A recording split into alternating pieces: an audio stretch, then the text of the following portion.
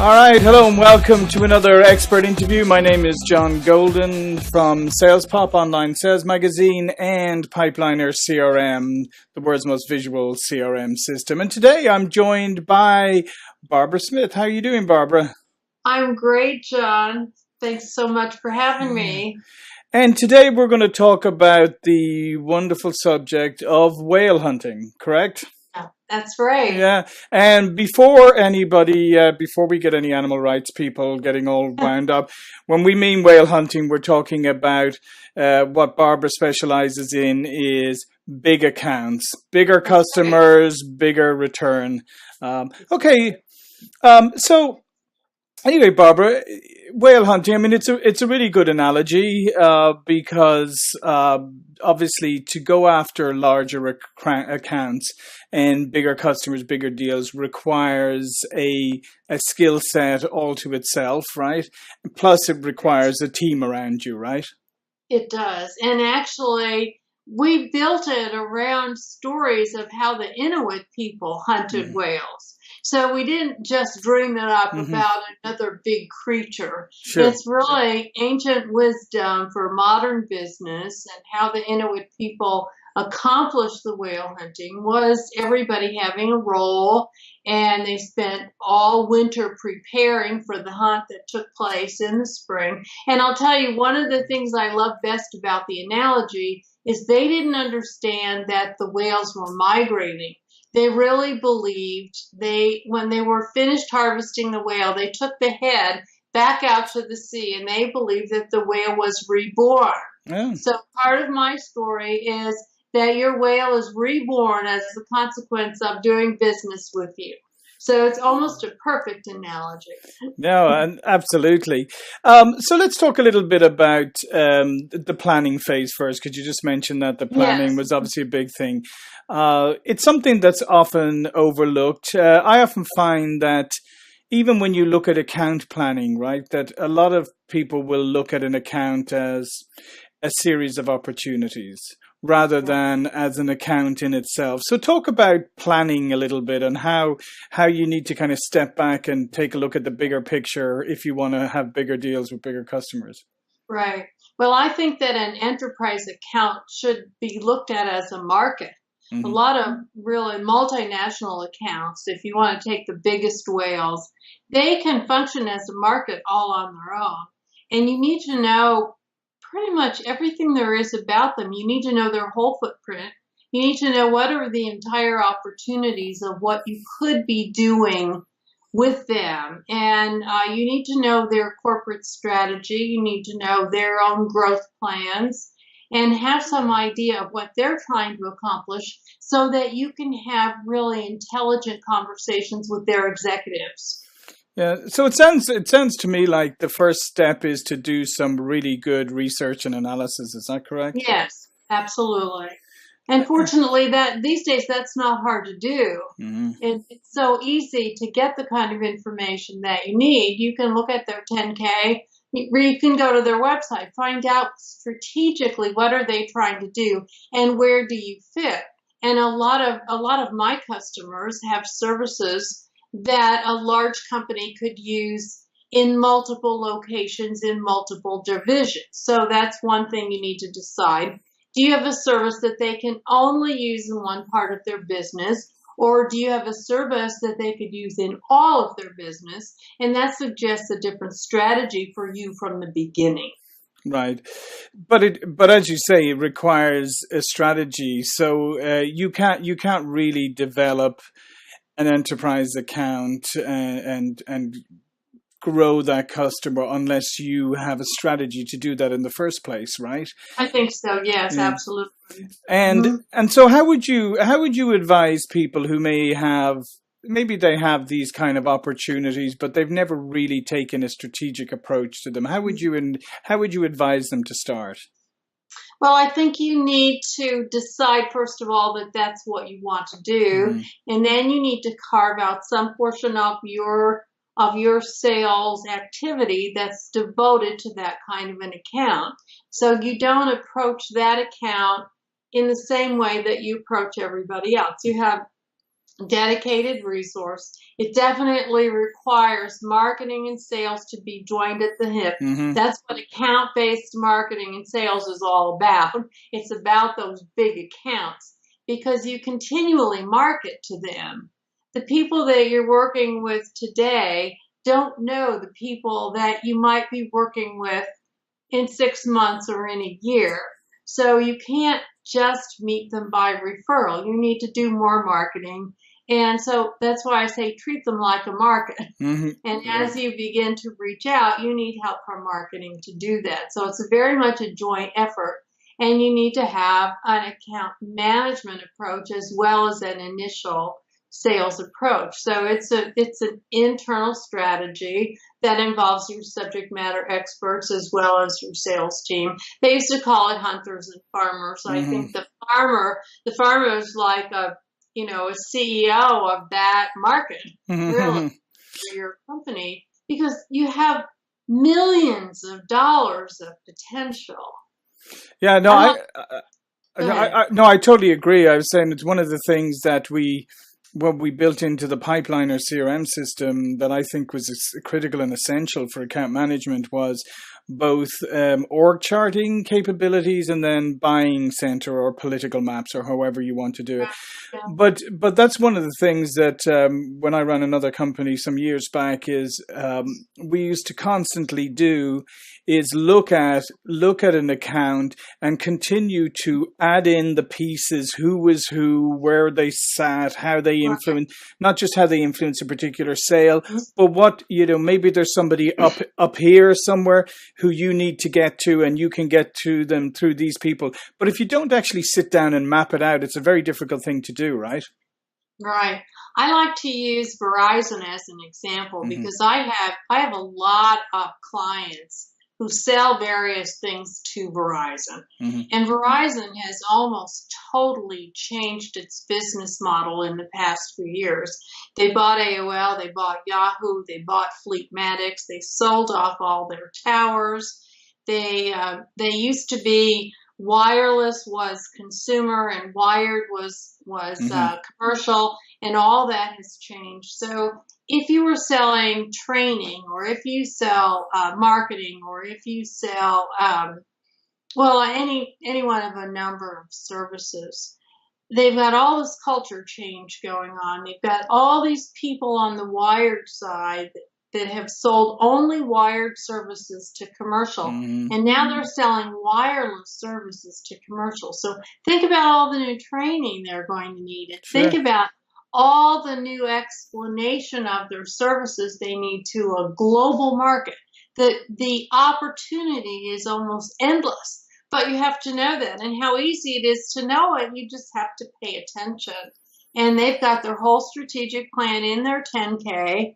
Now, they don't lay it out that easily. You have to kind of deconstruct it, but it's all right there. And it's really so much fun to do that because they're telling you what they need. Absolutely. So how do you advise people how to start out on a process like this? Because it doesn't come naturally to everybody. It's almost like the, slow down to hurry up kind of model, where you have to stop and do some real research. How do you help organizations if they want to transition into hunting whales or getting bigger accounts? What do you advise them to do?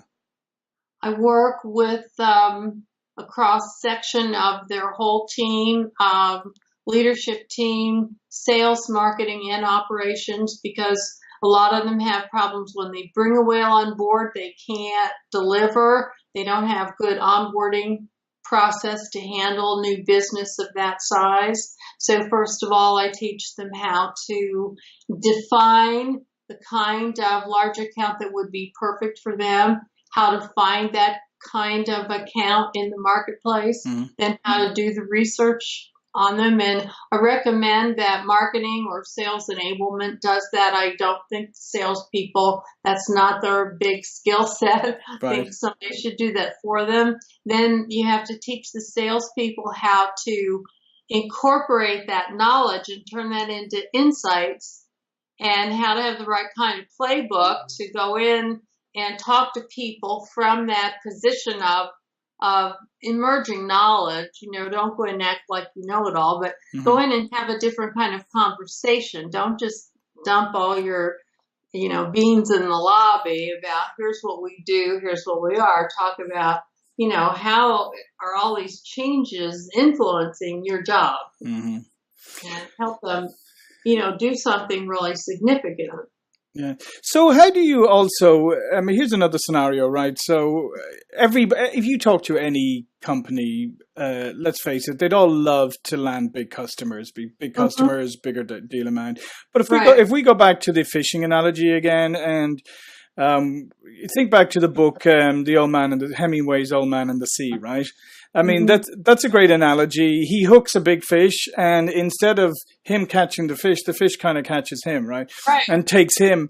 How do you help companies avoid that, where they think they're ready to hook a big one, or they do hook a big one, but the big deal consumes them rather than the other way around? Well, I help them get ready. First of all, I only work with companies that are ready. They have to have a good management team. They have to have their leadership team on board. I don't work with failing companies. I don't work with turnaround people. If they're not all in, committed to this, then I can't help them. And then that's why I have to have the ops team on board too, because they have to be ready to do the work when it comes. And I get their subject matter experts involved in the sale, so they know what's coming down the road. They can't have any surprises. So it's a big deal. It's not simple.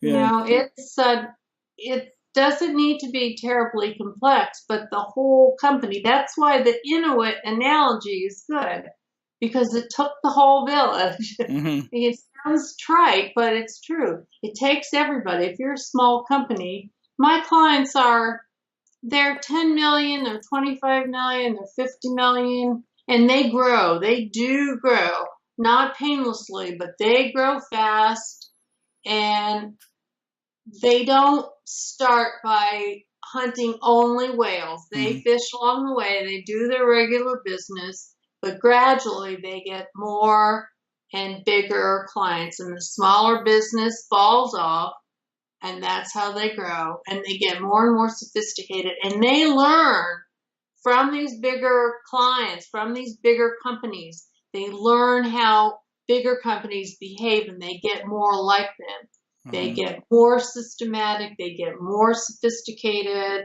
they put more rules in place, and they become bigger companies themselves.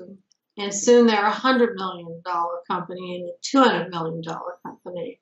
Now that's an interesting thought. So do you believe that ultimately you have to make a choice? So you can go after big ones and you can still fish the small stuff or the medium stuff. But do you think ultimately to be successful, you kind of have to make a decision eventually where you want to be? Yes, I think if you make a decision that you want to grow, then pretty much most B2B companies have to grow up the food chain. Now, I only work with B2B. I don't work with retail or consumer companies. So they either have to get more and more and more and more customers, or they have to get bigger customers. And there are very many economies of scale by getting bigger customers and, getting more business with those customers over time. They don't have to decide that at the beginning. They just need to decide, we're going to spend 20% of our effort on this whale hunting stuff. And then the smaller things just naturally fall away. Sometimes they do another division for those, or they have a partnership and they hand off the smaller business. They don't have to always give it up, but usually it just gradually goes away and they do their business with bigger deals. But they have to grow that side of the business too, because they can't be too dependent on just a couple of big companies. They have to have a lot of variety there too. So tell me a little bit about some experiences you've had, maybe some companies you've worked with where you've seen them implement this really well and kind of transform their companies. Do you have any examples you could share with? You don't have to name the companies, but just examples of where you've seen this really click and why. Oh yeah, I've seen it work in several software companies. I have a company that they are service company to the pharma industry. Mm-hmm. They do a variety of things. They do engineering certification for manufacturing in the pharma industry. They help on regulations for the various kinds of FDA and all that kind of stuff. They work with, they're right now, when I started working with them, they were about maybe a $30 million company. They've done a couple of acquisitions. They bought a company in Ireland. Now they're doing medical information services all over the world. They're about a $75 million company now, headed quickly to 100 million. They work with probably the 20 largest pharmas in the world. Mm-hmm. So all their businesses with huge companies. I've worked with and just on that example, what made them particularly successful at doing that with the larger companies? What characteristics or traits could you point to that show that they were the right people? Well, they're very, very good at their work. They're very skilled, and they really implemented the sales process. They had to do a lot of their business through RFPs. Right. And I have some real expertise in helping companies get better at that. So I spent a lot of time working with them on that. They upped their game on the RFPs. They upped their game at getting to know the companies. A year before the RFP came out, they have a horrendously long sales process. They just cranked it out. They just got better and better and better. I mean, there wasn't magic to it, but they followed some advice, and they added some new people along the way, but they just got much better. And each time they got a new assignment with one of those big companies, it challenged them so much, and all of their team just upped their game. They just got so much more. They got an education from the big companies they were working with, I guess is what I would say. Mm-hmm. And they just started behaving like a much bigger operation. So I think that's a really important point that you've touched on there, is the fact of learning from your customers, right? And learning to adapt to the type of customers, because there is often a tendency, as you know, where companies try and force their prospects or customers to adapt to them, right? Whereas obviously learning from and adapting to large companies is obviously a far more successful way to go, right? Yeah. Mm-hmm. Well, you can't make big companies adapt to you. Yeah. You have to do it their way. One of the big challenges is small companies are used to informal contracts, letters of agreement, very informal contracts. You go to do a deal with a big company and they want it on their paper. Yeah. And all of a sudden, you have all these rules that you've never heard of and you don't like it, and you're not used to having an attorney, do your contracts for you. And all of it, you feel paranoid. You feel like they're trying to take advantage of you. And you don't understand that the people that you're doing business with don't even know these lawyers. Yeah. These aren't teams that even talk to each other. There's no malice in it at all. It's just how it is. So all these things that happen, it's just how it is. Mm-hmm. Everything takes 3 months, 6 months longer than it's supposed to be. That's just how it is. And they need somebody to tell them it's okay. That's just how it is. You can't really change it. You just have to learn it. And so that's part of it. But if you learn it and you get through that, then the payoff is immense. Mm-hmm. Yeah, I completely agree. So quickly, in the last couple of moments we have here, what are some classic mistakes you've seen people make when they start out on this path, and how can they avoid those? They don't present themselves as a sophisticated business person. You have to be a peer to the big business person. Mm-hmm. So the way you come across, however you usually are, make yourself a step or two more formal than that. And expect that everything takes longer. Mm-hmm. Expect that it's going to be harder. Expect that it's going to be more formal. You have to be much, much better prepared. You have to have a different kind of conversation. You need to involve many more people. So it's more preparation, different kind of expectation. It takes much longer. Preparation, no more. Excellent. Listen more, talk less. Excellent. Okay, well, finishing up, can you tell our viewers and listeners how they can learn more about you and a little bit more about what you do and how they can contact you?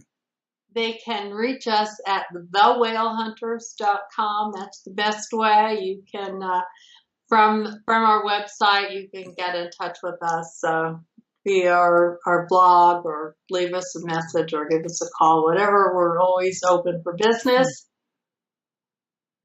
Okay, well, listen, thanks again, Barbara. It's been a fascinating conversation. We got some history around Inuit, we got some literature references in, and we learned some stuff about sales. So for me, that's a good 20 minutes. Same for me, John. Thank you so much for having me. I appreciate it. Yeah. So again, John Golden, SalesPOP Online Sales Magazine and Pipeliner CRM. Thanks again for listening.